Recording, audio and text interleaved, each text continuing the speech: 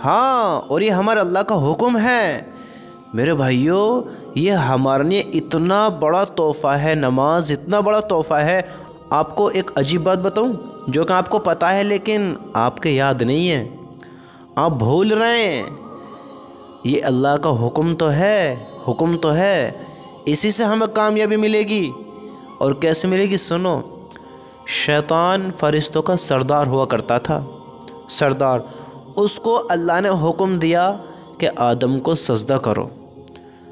شیطان میں تکبر آ گیا، سجدہ نہیں کیا حضرت آدم علیہ السلام کو۔ اب جب سجدہ نہیں کیا تو ہلاک ہو گیا، اللہ کا حکم اس نے توڑ دیا۔ میرے بھائیوں، اللہ نے ہم پر نماز فرض کی ہے، اسے ایک سجدے کا حکم دیا، شیطان نے ایک سجدہ نہیں کیا، اور ہمیں نماز پڑھنے کا حکم ہے۔ آدم کو سجدے کا حکم نہیں ہے، ہمیں اللہ کا حکم ہے، اور ہم دیکھو نماز چھوڑ رہے ہیں، نمازوں سے دور ہیں۔ میرے بھائیوں، ہماری نماز صرف نمازیں نہیں ہیں، یہ ہماری نمازیں ہماری زندگی کا سکون ہے۔ ہماری زندگی میں سکون آئے گا، ہم زندگی میں کامیاب ہوئیں گے۔ اگر چاہتے ہو اپنے نبی کی آنکھوں کو ٹھنڈا کرنا، اپنے نبی کی آنکھوں کو ٹھنڈک پہنچانا، تو نمازوں کی پابندی کرو۔ آپ صلی اللہ علیہ وسلم کی آنکھوں کی ٹھنڈک نماز میں رکھی گئی ہے۔ نماز شیطان کا منہ کالا کرتی ہے، نماز چہرے کو روشن کرتی ہے، چہرے پر نور آتا ہے نماز پڑھنے سے۔ ہاں، اللہ راضی ہوتا ہے نماز پڑھنے سے۔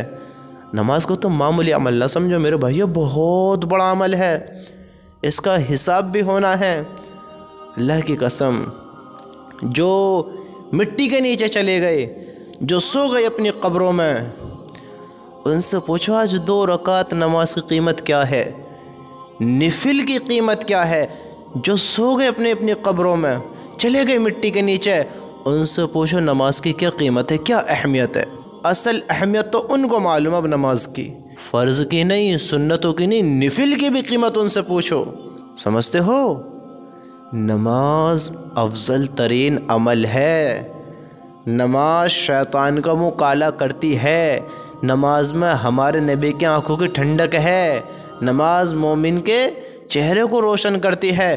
میرے بھائیو، ہمیں چاہیے نماز کی پابندی کریں۔ یہ نماز ہی ہے جس سے ہماری زندگی میں سکون آئے گا، ہمارے کام بنیں گے، ہم اللہ سے باتیں کریں گے، اللہ سے اپنے بات بنوائیں گے، کام بنوائیں گے۔ کس کے ذریعے؟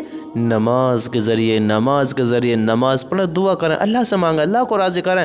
میرے بھائیو، ہم ایمان والے نماز تو پڑھیں میرے بھائی، نماز کی پابندی کرو۔ شیطان ہلاک ایک سجدے کی وجہ سے ہوا ہے، اگر ہم نماز چھوڑیں گے تو پھر تمہیں اپنا حساب لگاؤ کہ پھر ہماری کتنی بڑی ہلاکت ہو سکتی ہے۔